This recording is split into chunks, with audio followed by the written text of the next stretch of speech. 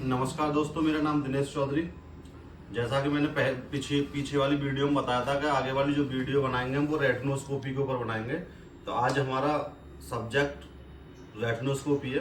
पूरा प्रोसेस बताएंगे शुरू से एंड तक, किस तरीके से क्या क्या करते हैं उसमें। तो सबसे पहले हम बात करेंगे, पेशेंट हमारे सामने बैठा है तो पेशेंट की जो हाइट है और जो हमारी हाइट है दोनों की सेम हाइट होनी चाहिए। दोनों की सेम हाइट होनी चाहिए, ऊपर नीचे ना हो ज़्यादा, क्योंकि ये हमारा हो गया, दोनों का बराबर हो गया। और दूसरी बात, जो हमारा टारगेट होगा, डिस्टेंस जो टारगेट होता है हमारा विजन चार्ट जो दिखाते हैं 2/20/400 हो या 20/200 हो। अगर कोई कहीं 6/6 वाला जो होता है तो 6/60 हो या 36 हो। हम फिक्सेशन जो पॉइंट होगा हमारा, बड़ा वाला लेटर हम पेशेंट से बोलेंगे बड़ा वाला लेटर देखने के लिए एक आंख से। उसके बाद हम ट्रायल फ्रेम लगाएंगे। ट्रायल फ्रेम लगाने के बाद में हमें बताना है, हम राइट आई का करेंगे पहले। तो लेफ्ट आई से हमारा वो सामने टारगेट देखना है और मैं राइट आई का करूंगा। अब बात आएगी वर्किंग डिस्टेंस। मेरा वर्किंग डिस्टेंस कितना है। अगर आपका वर्किंग डिस्टेंस 66 सेंटीमीटर है तो आपका +1.5 आएगा। अगर आपका डिस्टेंस 50 सेंटीमीटर है तो आपका +2 वर्किंग डिस्टेंस आएगा। तो मेरा 50 है तो 50 सेंटीमीटर है मेरा, तो मेरा +2 आएगा वर्किंग डिस्टेंस जो है। तो मैं अपना वर्किंग डिस्टेंस डालता हूं पहले राइट आई में। वहां सामने देखो, सामने हमने अपना वर्किंग डिस्टेंस डाल दिया है। अब हमारी जो स्टिक है, ये हमारी जो स्टिक है इस तरीके से है। हमें ये स्टिक से 4 मेरिडियंस चेक करनी है। 4 मेरिडियंस पे हम अपना मूवमेंट चेक करेंगे, 90, 180, 135 और 45।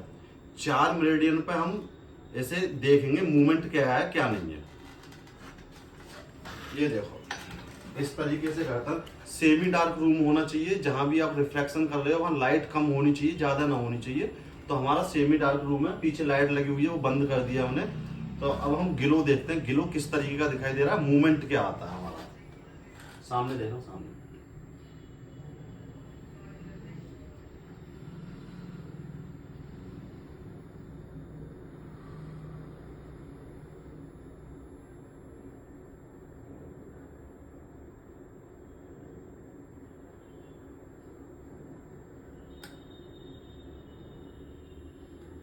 राइट आई में इनका विद मूवमेंट आ रहा है, क्योंकि ये इमेट्रोपिक है, पावर तो कोई है नहीं। तो हमारे राइट आई में जो मूवमेंट आ रहा है, विद मूवमेंट आ रहा है, तो मतलब आगे उसका जो अपोजिट होता है लेंस, हम उस अपोजिट लेंस से इसे न्यूट्रलाइज करेंगे तो वो प्लस का 0.25 वगैरह आएगा। अब हम करेंगे राइट आई का। मैंने राइट आई का राइट आई से किया है। करना इस तरीके से है कि पेशेंट के आप सामने ना आओ, क्योंकि अगर सामने जो हमने टारगेट दिया है देखने के लिए अगर वो दिखाई नहीं दिया तो फिर एकोमोडेशन रिलैक्स नहीं होगा, अगर वहां टारगेट पर नहीं देखेंगे।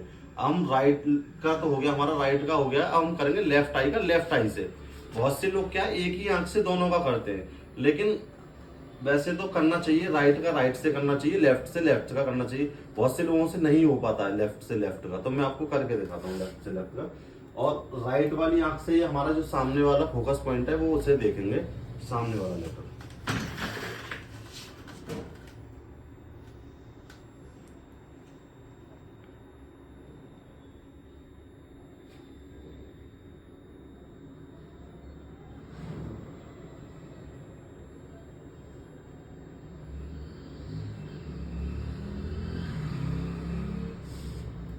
सामने दिख रहा है।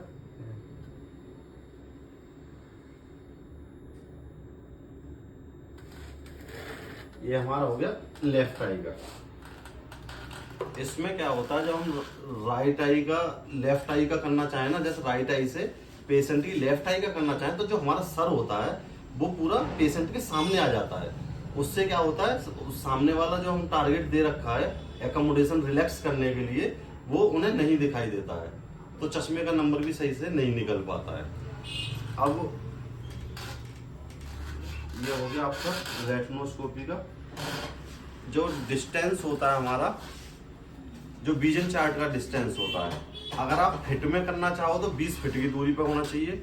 अगर आप मीटर में करना चाहो तो 6 मीटर होना चाहिए आपका डिस्टेंस जो होता है। तो अगर किसी को कुछ पूछना हो रेटिनोस्कोप के बारे में या किसी को नहीं करनी आती है तो वो आप हमारे यहाँ आके सीख सकते हैं। 7 दिन के अंदर आपको सिखा दी जाएगी।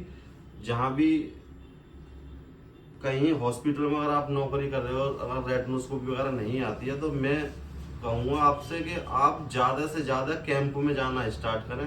वहाँ हर तरीके का मरीज मिलेगा आपको, सारे तरीके के ग्लो दिखाई देंगे आपको, अच्छे से कर पाओगे।